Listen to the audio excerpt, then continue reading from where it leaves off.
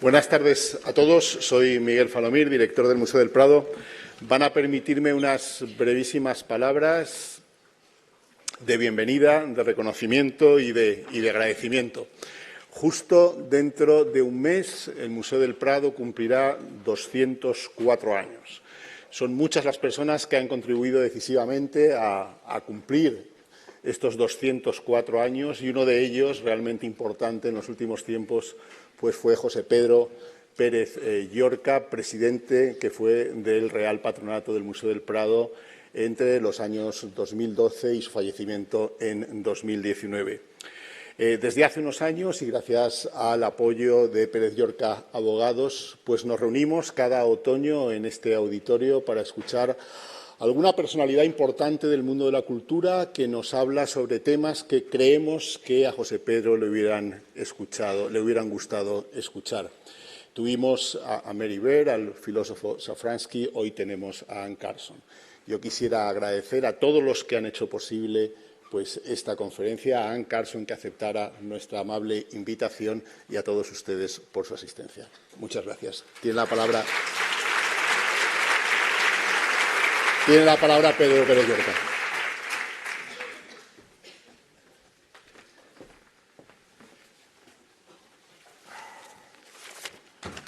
Muchas gracias, Miguel. Muchas gracias a todos. Welcome, Ms. Carson. Thank you very much for coming. This is the Pérez-Llorca annual lecture that we instituted after my father and professional colleague, José Pedro Pérez-Llorca, died in 2019. He was the chairman of the Board of Trustees of the Prado. He died in 2019, and since then it is Catullus 5 for him, so nox est perpetua una dormienda. We wanted to give some continuity to his devotion to the Prado Museum, and Mr. Falomir suggested that this cycle of lectures could be a good idea. So this is something we enjoy every year. It is, to me, a bittersweet moment. And to the audience, thank you very much for coming. Ms. Carson, as you know, is a poet. She's a scholar. She's a translator, and it is translators who provide continuity to literature as a gigantic system of cross-references in time and space. Thank you very much for coming, Ms. Carson.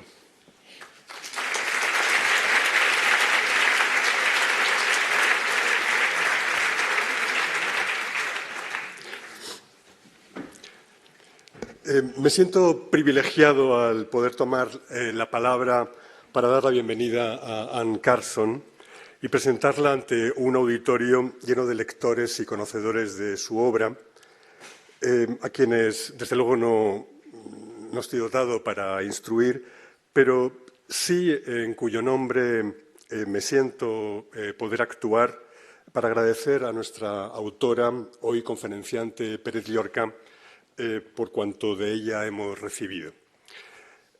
Herder llamó a la poesía lengua materna de la humanidad, un descriptor maravilloso, ¿no? Lengua materna de la humanidad, un modo de comunicación ancestral, específica y fundacionalmente humano, sería, según Herder, la poesía.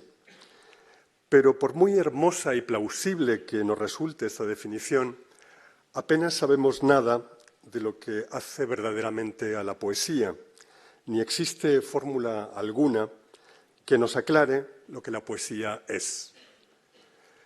La reconocemos, pero no sabemos a qué leyes responden sus indicios. El uso del lenguaje responde a principios precisos en la retórica, en la lógica, en la ciencia, incluso en la metafísica, de cuyas definiciones normalizadas somos conscientes. Sin embargo, no sabemos precisar qué es eso que está antes de todas esas formas de conocimiento y que junto a ellas subsiste, la poesía, un bien que además de ser misterioso, también se caracteriza por ser escaso. Diderot destacó precisamente la escasez de ese bien. Y lo hizo con estas palabras, cito: 100 fríos lógicos por un gran orador, 10 grandes oradores por un poeta sublime. La proporción es llamativa, ¿no? Un poeta por cada 200 lógicos. Y no hay tantos lógicos, ni fríos como los califica Diderot, ni calientes tampoco. Pues bien, siendo tan exagerada la carestía de poetas, mayor ha de ser el agradecimiento a quien nos suministra poesía. Carson lo ha hecho y lo hace con generosidad en libros numerosos que con frecuencia se han hecho eco muy activamente de la memoria de la antigüedad clásica, circunstancia esta que ha convertido a Carson en candidata sobresaliente para hacerse titular de la Conferencia Pérez-Llorca. Prácticamente todos sus libros han sido vertidos a nuestra lengua, o la mayor parte, y en cuidadas ediciones, a veces tan memorables como la de Knox, o especialmente la que podemos describir como la lírica políglota de Safo, de la que perpetró con valentía una edición ejemplar Vaso Roto, la editorial Vaso Roto, en 2019, a partir de la traducción de Carson. Sus libros nos hablan de asuntos que a todos nos afectan. Los sueños, la muerte, el amor, el sexo, el camino, la carretera. Extraen poesía del lenguaje en prosa y del lenguaje en verso, del descaro y del cuidado, de la insolencia y de la conmiseración. Frecuenta correlaciones irreverentes y muy sugestivas, como las que establece entre Safo y Simone Weil, entre Simónides de Ceos y Paul Celan, entre Longino y Antonioni, entre Minernos y Kafka, etc. Hoy, uno de los polos de su disertación, titulada Duda, será el perro semihundido de Goya. No es infrecuente toparnos con animales y con metamorfosis al leer los textos de Carson. Y en uno de ellos, su ensayo sobre el camino de Compostela, aparece desde la primera página, cuya reseña se localiza en los Pirineos, la mención de lo que semeja ser un perro ahogado o ahogándose, imagen con la que tropieza con nuevos matices más adelante y muy explícitamente a la altura de Astorga, incluso con nuevos rasgos en Santiago de Compostela. Saber, y es una cita, apreciar un buen enigma, es, según nos dice Carson en ese ensayo, cualidad expresa de los peregrinos. En esta velada emprenderemos otro viaje o quizá otra peregrinación. Sea como sea, sabemos que uno de sus lugares de paso nos interpela a pocos metros de aquí, en la Sala de las Pinturas Negras de Goya, y lo hace, en efecto, como un enigma. Buen viaje.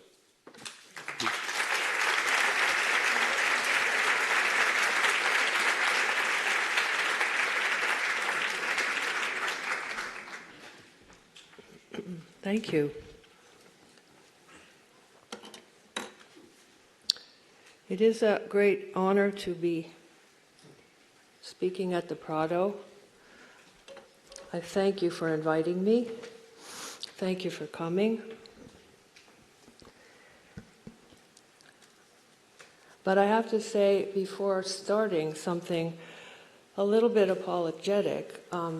My lecture, which is on the topic of hesitation, deals partly with the painter Goya, and this audience is half full of people who know more about Goya than I ever will.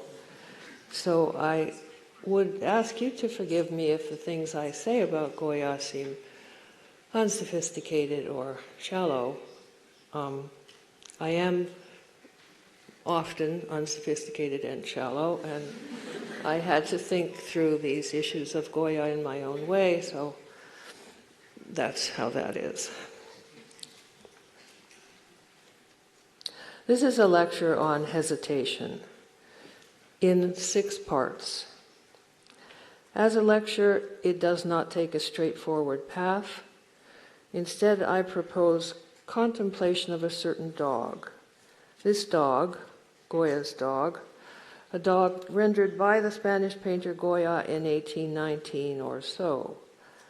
By contemplation, I mean something more intense than ordinary looking. There is a kind of attention that the German poet Rilke calls Einsehen, in-seeing, and that he practiced as a way of sharpening his own poetic vision. He describes this practice in a letter of 1914, saying, "Can you imagine with me how glorious it is to in-see a dog, for example, as you pass by it? And by in-see, I don't mean to look through, which is only a kind of human gymnastic that lets you come out immediately again on the other side of the dog.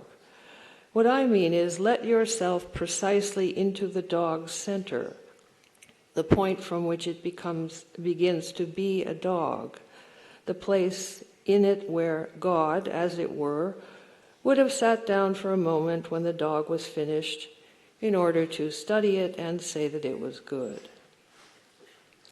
Well, I wonder if we can find our way to this place of in-seeing Goya's dog. I think we might find it is a place of hesitation, and if I were God, I would wonder why that is the case. Where and how and why does Goya's dog hesitate? Part 1. At the start of pandemic time, in those days with no design, I was having trouble working. Although I had an assignment to translate a Sophoclean tragedy, and I was grateful to have been given this assignment, but the translation just would not get going. I made several starts, attempted different approaches, tried various voices. They all bored me. I was at a loss. Then Curry gave me a gift, a new desk for my workroom. He commissioned our woodworker friend John to make it using wood that we chose from sample blocks in John's studio and shaped according to Curry's and John's idea of the perfect desk. Unquestionably, it was the perfect desk. A very large, very lovely, 3 kinds of wood, round desk. Left alone with my new desk, I placed a chair, moved the chair, moved it again. Every position looked wrong. A round desk has no front or obvious orientation, like a snowstorm. I sat down anyway with a sensation of falling off the edge of the room and placed a pile of work in front of me. Then placed several other piles of work at different places around the circumference. You can be working on many things at once had been a selling point of the round desk. But all the piles of work looked wrong, untidy. I gathered the piles of work into a stack in front of me. That was impossible. Now the untidiness had moved inside my head. I could not take hold anywhere. The stack slid dangerously. I left the room. In the days that followed, I came to accept that work piled on a round desk never looks tidy, that chairs placed at a round desk always feel off balance, and that my own oft-quoted favorite advice from Gertrude Stein, act so there is no use in a center, was now taking its revenge on me. How serenely over the years I had offered this advice to anyone who asked me about beginnings or endings, or writer's block or method, never myself facing the real distress of having no act available, no idea, no glimmer, no place to start, no point of entry, no smell of warm blood, no altar in the church. I had not realized how much difference roundness would make. There was nothing to do but hesitate. The English verb to hesitate comes from the Latin verb haesitare, to stick fast, also used to people who stammer. To hesitate is to hold yourself fast or still in place on the brink of time. To stammer is to hold a sound fast by repeating it, as if that might also repeat the present moment. And here is an interesting incidental fact about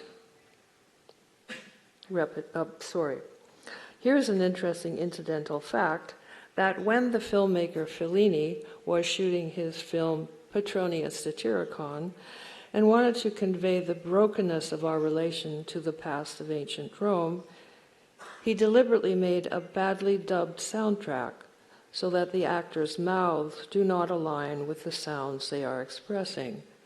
Time stammers. Part 2. In 1792, the painter Goya became suddenly and profoundly deaf, for reasons about which experts disagree. Nonetheless, he continued to work and made himself into the foremost court painter of his time. Then, in 1819, he moved to a house on the outskirts of Madrid called Quinta del Sordo, the House of the Deaf Man, and here he made 14 paintings. People call these the black paintings, possibly because they use lots of black pigment, or because some of them treat horrifying subject matter, or because Goya suffered from melancholia at the time.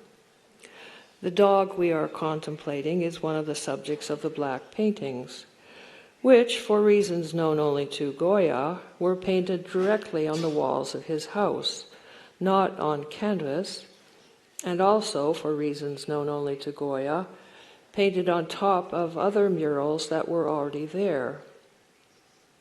When he departed the house in 1823, the paintings remained on the walls. Ownership of the house was transferred at this time to Goya's grandson, who sold it to a French banker who had the black paintings peeled off the walls of the house in order to sell them. Instead, he ended up donating them to the Spanish state, who placed them in the Prado. Before removal from the walls, the black paintings were photographed, and we will return in Part 5 to these very important photographs. Meanwhile, the process of removal and photography revealed very different artwork underneath the black paintings. Here were happy bucolic scenes in bright colors. Goya evidently had had a serious hesitation or a change of mood in between the two layers of work. One wonders why. Was he bored? Was he disenchanted with his function in the art world? Did he not want to spend any more money on canvas? Or was he fed up with the post-Napoleonic world of endless warfare and possibly with Napoleon himself? So far as we know, Goya did not have a dog.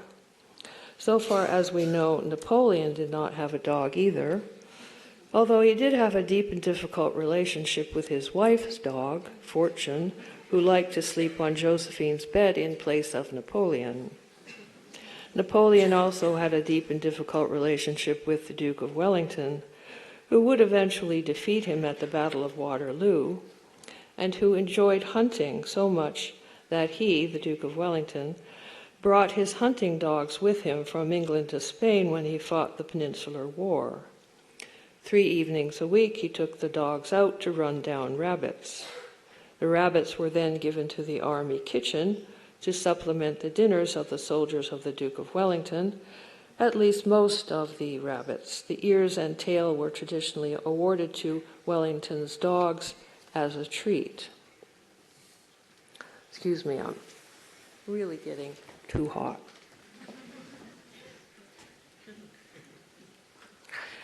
None of this latter information about Napoleon, Wellington, and their dogs has any bearing on our topic, which is hesitation, but I have retained it here as evidence of how much difference roundness makes, how it can get caught in your head and change your thinking.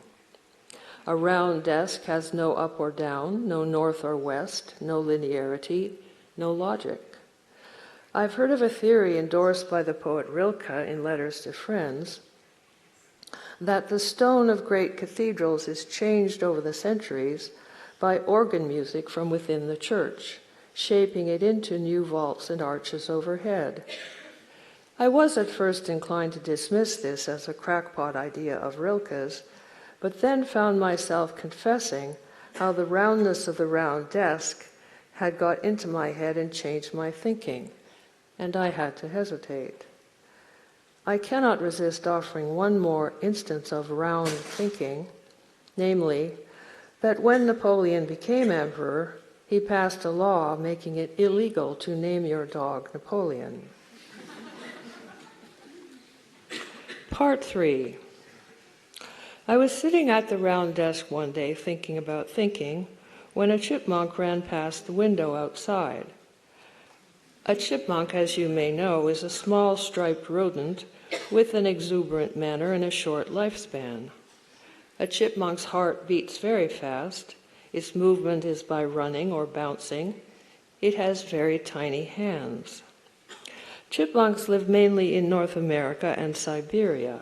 They are valued in the region of North America where I live, which is plagued in summer by a tiny insect called a tick, because chipmunks eat ticks. And so I came round in my thinking to the tick that was kept alive in a laboratory for 18 years without nourishment by a zoologist named Jacob von Wexkull. For 18 years, the tick hesitated between life and death.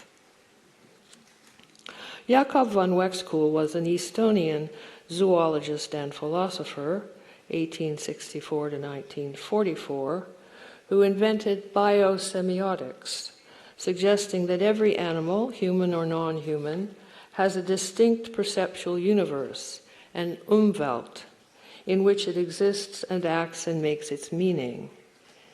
The animal's Umwelt encloses it completely and does not refer to anything beyond itself. The human Umwelt is not only that which it contains, but also open toward that which it is not yet, open toward the future, open toward transcendence. Jacob von Wexkull's work influenced other philosophers, notably Heidegger, who distinguished animals from humans on the grounds that the animal does not perceive the elements of his Umwelt as things in themselves. He says, the behavior of the animal is not an apprehending of something as something. So the tick does not apprehend waiting as waiting. It simply has no aim in life except to wait for a smell of warm blood to pass nearby, then drop down and drink blood. A tick has no sense of world or self or anything except the smell of warm blood.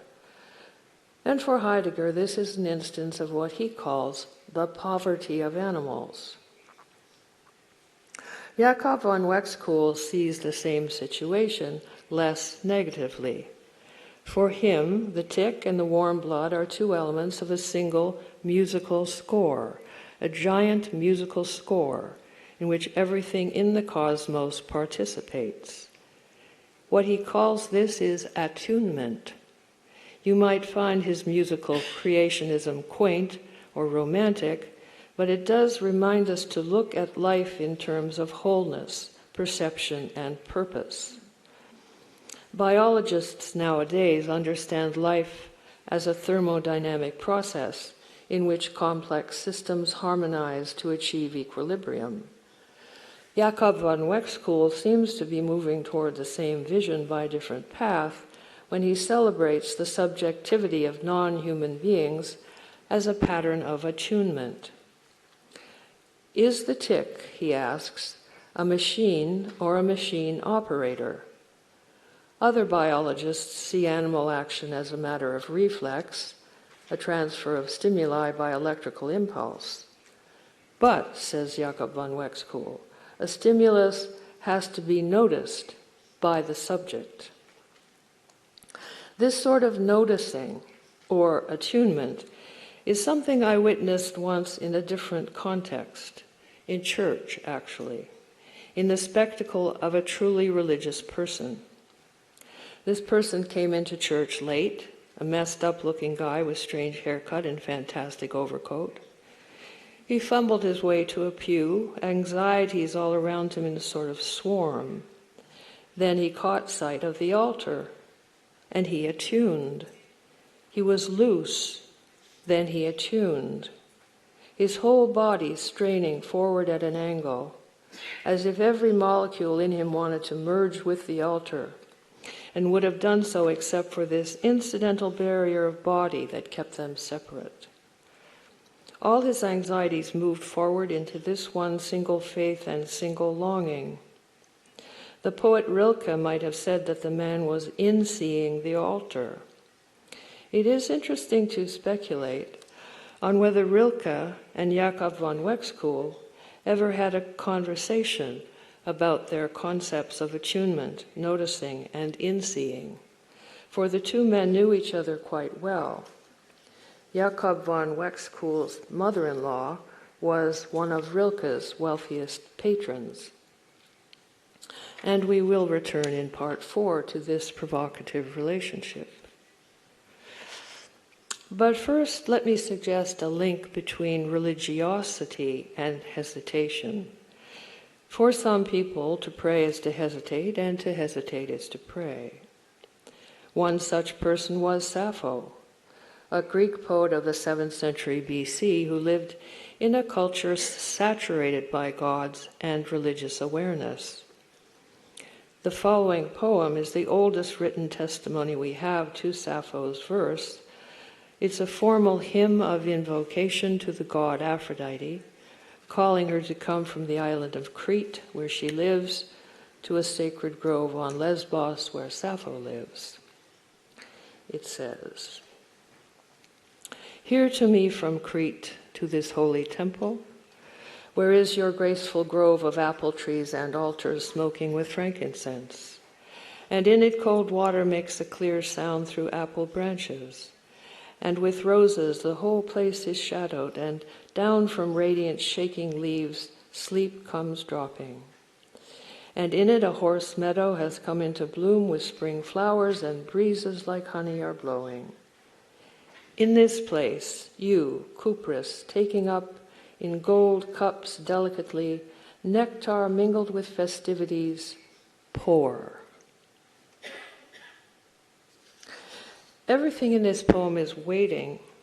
Animation is suspended.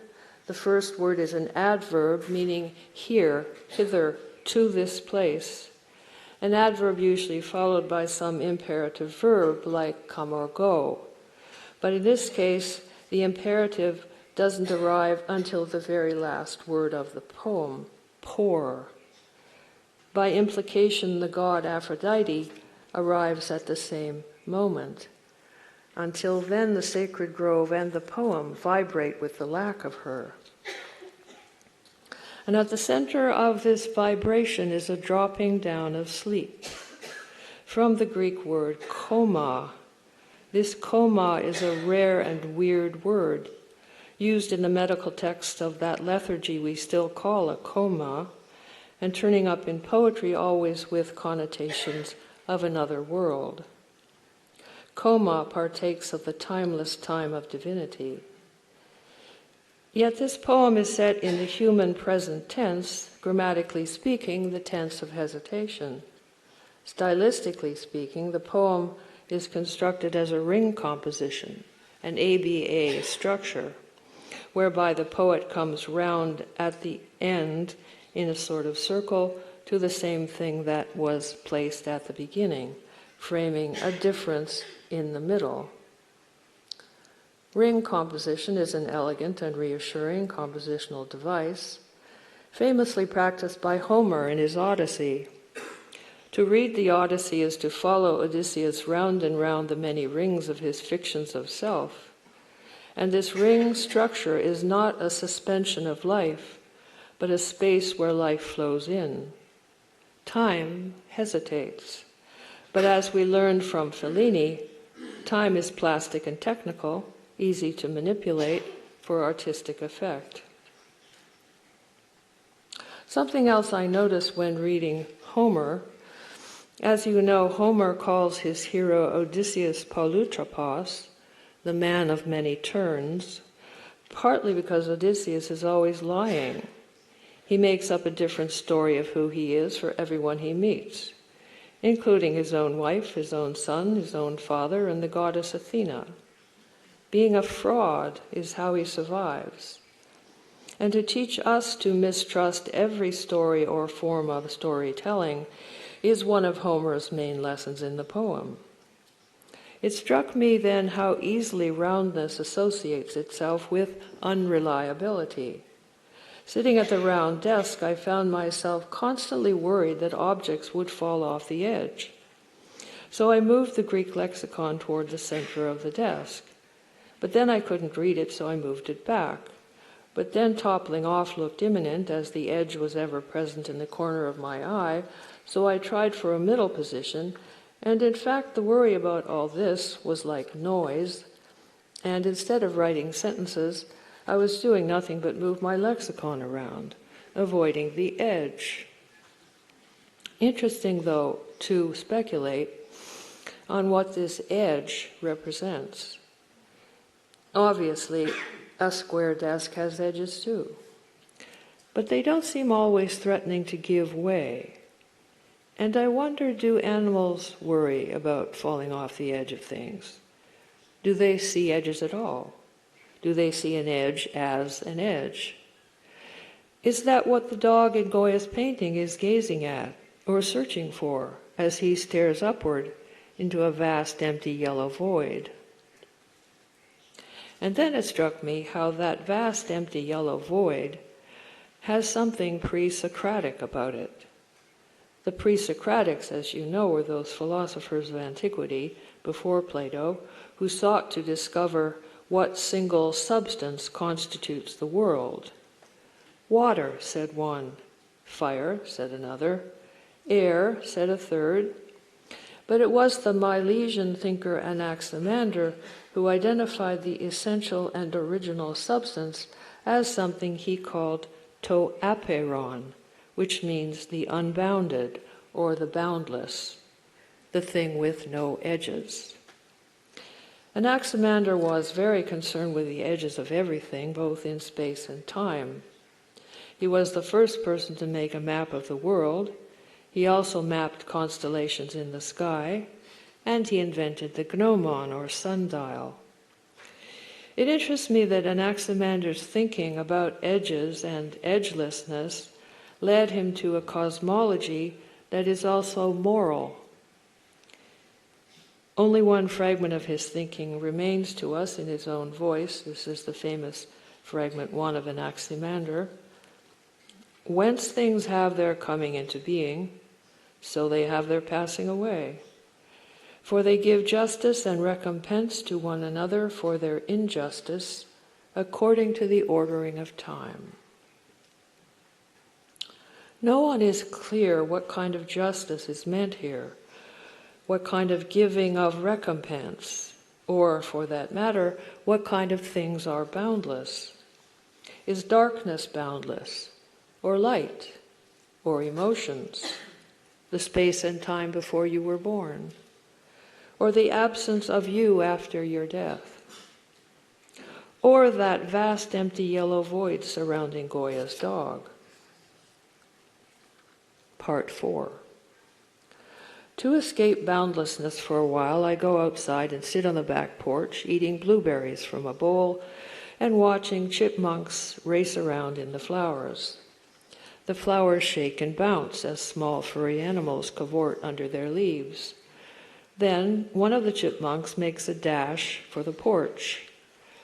I am aware of it under my chair. I can't see it, but I can feel its tiny hesitation, like a pulse. I drop a blueberry. The chipmunk leaps on it. Grasping the blueberry in its very tiny hands, it begins that particular staccato chipmunk chewing action, back and forth, back and forth, back and forth, like a manual typewriter. Soon the blueberry is gone. I drop another. Soon that too is gone. The chipmunk sits upright and looks at me. Its tiny black eyes have a blankness that seems to reach down and back, down and back. I don't know where to or where from.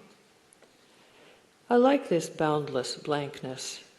Perhaps it is what in-seeing feels like to the in-seer.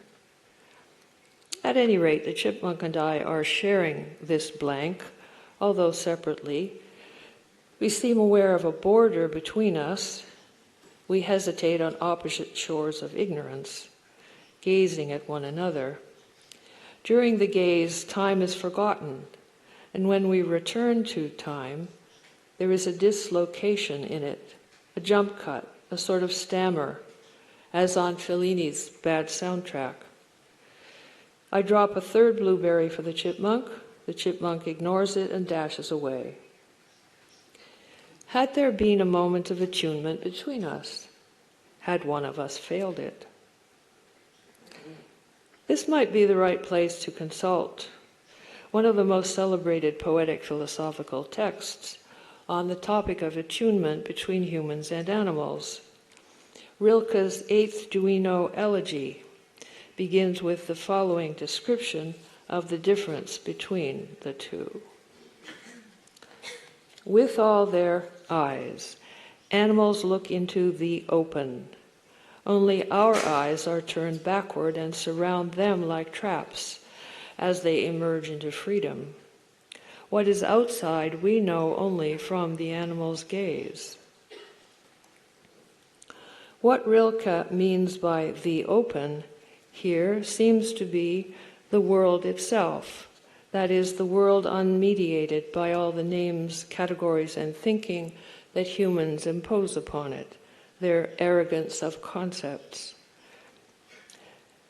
The animal's degree of consciousness, Rilke says in a letter of 1926, is such that it comes into the world without at every moment setting the world over against itself, as we do. The animal is in the world, we stand in front of the world because of the particular turn that our consciousness has taken. And never, Rilke says later in the poem, never, not for a single day, do we humans have before us that pure space into which flowers endlessly open. He goes on to praise also the life of insects, which he sees as enjoying a particularly pure immersion in this thing he calls the open. These are the relevant verses. O bliss of the tiny creature which remains forever inside the womb that was its shelter, joy of the mosquito which still within leaps up. Well, most readers of Rilke's Eighth Duino Elegy find this mosquito passage a curious or awkward addition to the poem. However, as we mentioned above, Rilke and Jacob von Wexkull were related by marriage and friendship, and it is said that the poet and the zoologist went on walks together. So I wonder if, on their walks, Jacob von Wexkull ever brought Rilke round to his lab and had him pause before the cage containing the world's most patient tick. Part 5.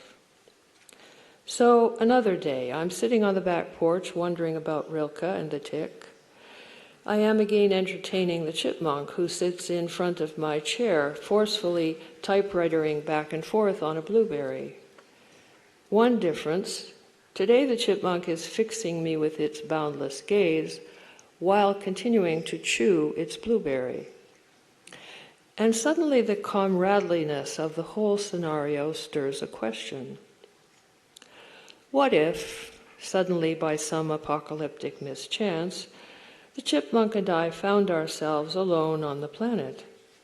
How would we regard one another? How would we organize our days? Would we share blueberries?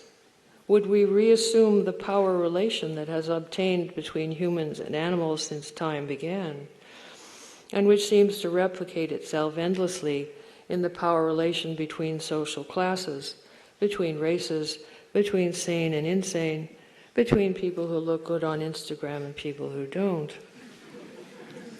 Or instead, might we hesitate a moment and reimagine all that? Speculation of this kind seems foolish or empty until you meet someone who has lived its terms. Such a person is the anthropologist Nastasia Martin. Nastasia Martin, who wrote a book about this called The Eye of the Wild, was hiking down a glacier in Siberia when she literally ran into a bear.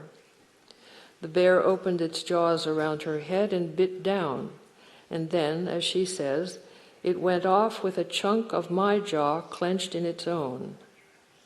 Many reconstructive surgeries later, she still never uses the word attack of this encounter, but describes it as a meeting, an implosion of boundaries, a melding of forms, or even in one place, the bear's kiss.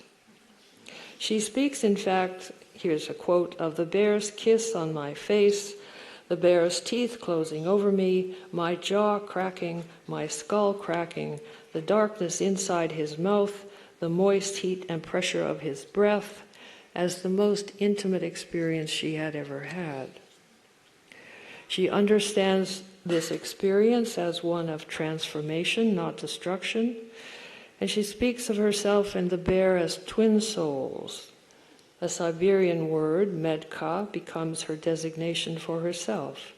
It means she who lives between the worlds. It is not hard to see how an experience like this could undo your sense of what a species is. Our bodies, she says of herself and the bear, our bodies were commingled. There was that incomprehensible us, the us which I confusedly sense comes from somewhere else. This is more than in-seeing, it is in-being. Yet she also calls her encounter a negotiation. She is someone hesitating on a boundary. Pondering the long aftermath of her encounter with the bear, she speaks of how to survive without what has been deposited in the other's body, as if she and the bear had had an exchange of gifts between them. The bear's gift, I suppose, was to let her stay alive. I'm not sure what Nastasia gave the bear. There is no mention of Anaximander, yet Nastasia and the bear might well be participating in a creaturely act of cosmic justice, giving recompense to one another for their injustice within the ordinance of time. Returning now to the creature with whom we began, the dog of Goya. This painting, done on the wall of Goya's house, had no title. You might see it called Drowning Dog in some books or articles, but this is an invention by somebody wishing to give the dog a narrative. Clearly there is no water anywhere in the painting, nor does the dog appear to me distressed or desperate, let alone drowning. He is simply attentive. He is caught in that moment of hesitation that dominates a dog's day, the moment of noticing what's coming over the horizon. This is arguably also the moment that dominates an artist's day, noticing. But we should be cautious about noticing what an artist is noticing. When I began researching various parts of this lecture, I looked at several books and many websites featuring the dog painting. Reproductions of the painting vary in size and quality, but as you would expect, all are more or less the same. Until one day I opened an email from a Goya expert at the Prado with whom I'd been corresponding, and saw a version of the dog painting with a piece of entirely new content. Suddenly there were two birds flying high in the sky in the upper right quadrant of the picture. Where had these birds come from? Who painted them? Why had I never seen them before? Further correspondence with the Prado expert revealed more of the birds and the dog's problematic history. You recall that Goya left the House of the Deaf Man in 1823, and it was later sold to a collector who had the paintings taken off the walls in 1874. But before this removal, photographs were made of everything. This was in 1870. Here is what the Prado expert said about this situation. Quote, "The birds flying appear only in the photographs taken when the paintings were still on the walls of the house of the deaf man. There are many theories, none of them reliable. Some experts believe the restorer in charge of transferring the paintings to canvas retouched what Goya had painted.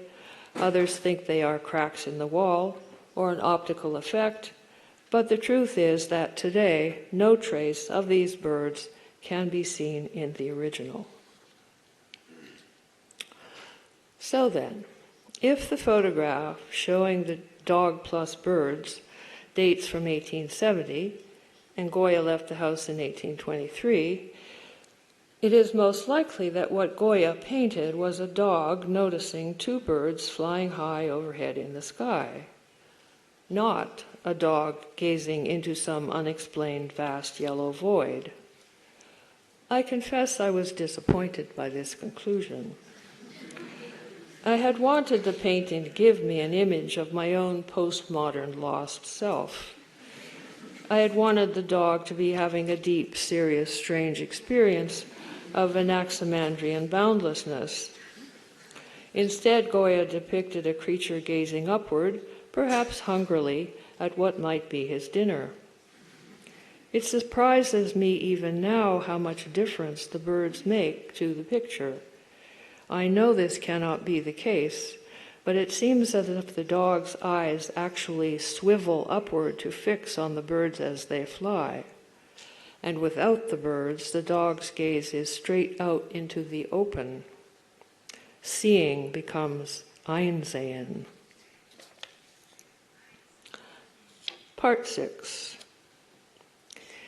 Me again, sitting on the back porch, on my chair, blueberries in a bowl, no chipmunk in sight. Eventually I get bored. I take a large, fat, shiny blueberry from my bowl, place it on my chair, and go back inside. Later that night, gathering laundry from the porch, I notice the blueberry is gone. Oh, good, I think, humans and non-humans in a moment of attunement. If I were Nastasia Martin, I might speak of the interpermeability of two souls, the entanglement of ontologies, the dialogue between worlds. Or maybe I wouldn't. Next day comes a surprise. Crossing the porch, I notice something on my chair. I go closer and see it is a single, large, fat, shiny blueberry, just sitting there. Was it the same blueberry? Had the blueberry been returned, rejected, given in recompense? Was this perhaps a chipmunk joke? I'm still thinking about it. What mystifies can often be explained away. Still, there it is. To sum up, in the end is ignorance. I have been wrong about a number of things, among them the inner life of animals, including Goya's dog and the chipmunk on my porch. In the intransigent form of my round desk, I have treated hesitation as a block, an inertia, a hard, solid, sleeping thing, rather than to notice its nerves running into the future. I have studied and admired poets like Sappho and Rilke, who each in their way take a posture of prayer towards creatures and creation. But I have not found a way into this piety myself. As a human being facing the stubborn consciousness of animals, facing the mysterious consciousness of the round desk, I remain, to paraphrase Rilke, a guest who has turned up late at the party, speaking a different language. I remain standing in the doorway, wondering whether the distinction between the two known versions of Goya's dog painting is actually a jump cut in the soundtrack to a very ancient movie I should have watched long ago. And therefore, one final hesitation. Contemplating Goya's dog one day, I began to idly wonder if it could be a painting of a deaf dog, gazing up at birds he cannot hear. This highly unlikely and unhelpful notion gave way to a less unlikely and less unhelpful one, namely that the dog is gazing at birds we cannot hear, insofar as dog hearing is about 4 times more sensitive than human hearing, especially acute for high-pitched frequencies like birds. Of course, all paintings are silent, yet a painter may wish to depict sound, as Goya apparently did in an earlier painting, the 3rd of May, 1808, where a firing squad is discharging its rifles at a man in a white shirt. You've probably seen this painting. Looking at it, you can almost hear the guns. But Goya had no access to this almost. Deafness was not a metaphor for him. Is it possible he wished to depict a sound that you and I cannot hear either, and to suggest the void that opens around that? Or at least to make us think about how we listen to one another, or are deaf to one another, across the many differences that separate us, differences of species, consciousness, and attention. Maybe, faced with such differences, it's not such a bad idea to simply hesitate. In the end is ignorance. And it is an incidentally interesting fact that the English word ignorance comes from Latin ignoscere. However, ignoscere in Latin does not mean to not know. Rather, it means to forgive. Thank you and good night.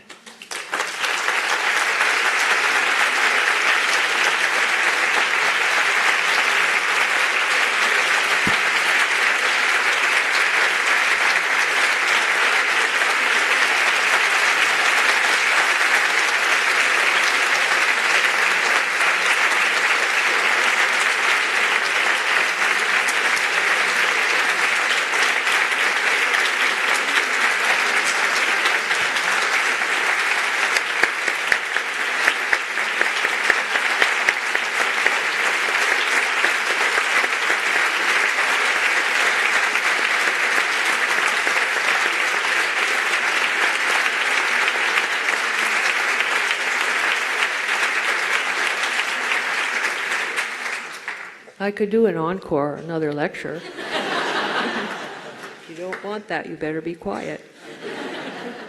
Thank you.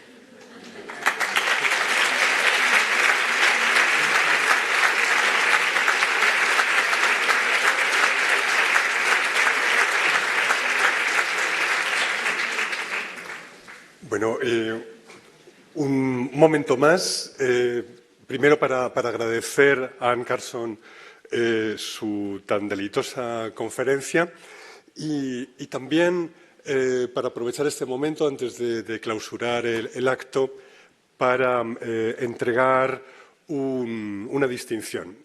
Saben ustedes muy probablemente que a Safo, este referente fundamental de Anne Carson, se la conoce también como 10ª musa o musa mortal.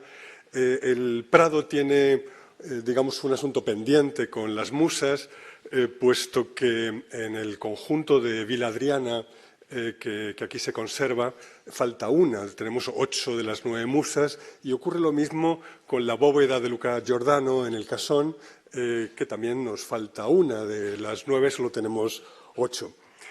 Por eso, en 2021, el Museo del Prado instituyó una distinción llamada Musa Novena para asegurarse la completitud de un panteón imprescindible en un museo para el correcto desempeño de las tareas que nos corresponden.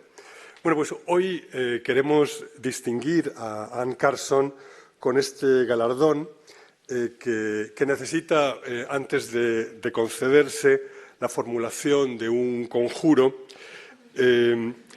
y luego entonces silencio para invocar a las musas como hemos hecho en todas las ocasiones. Bien.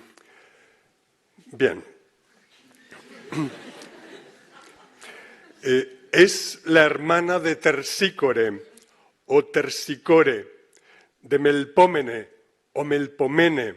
Es digna hija de Nemósine o Nemosine, pariente de musas esdrújulas y de alegres musas memoriosas, trágicas, cómicas, líricas, sabias, que cantan, saben, recitan y hablan. Es musa novena y novena musa, hermana de Urania y de Talía, novena hermana de otras 8, afecta a un reparto entre 9, buena vecina de Calíope, Urania, de la sin par Polimnia, Clío, Euterpe, Erato y Talía, en un panteón bien avenido, si de las 9 ninguna falta. Gracias, gracias, gracias, gracias, gracias, hasta 9 veces sean dadas. Mucho gusta agradecer el prado. Bienvenida sea la paz, oh musa. Bienvenido tu número 9. Y entonces vamos a proceder ahora a...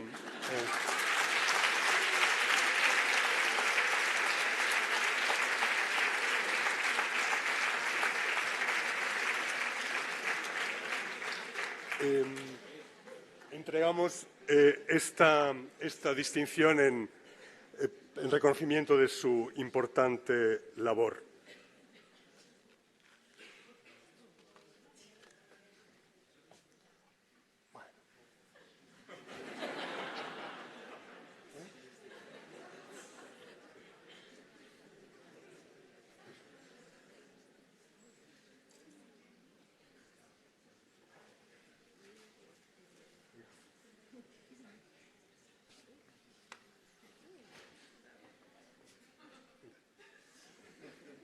Thank you very much.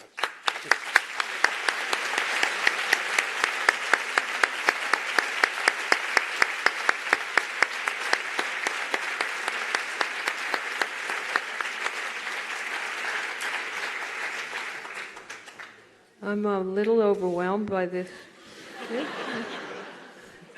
but I have spent some time in Spain before when I did the road to Compostela, and I learned there that the distinctive thing about Spanish people is that they have an ability to combine being completely transcendent with completely corny. Thank you. It's really a blessing.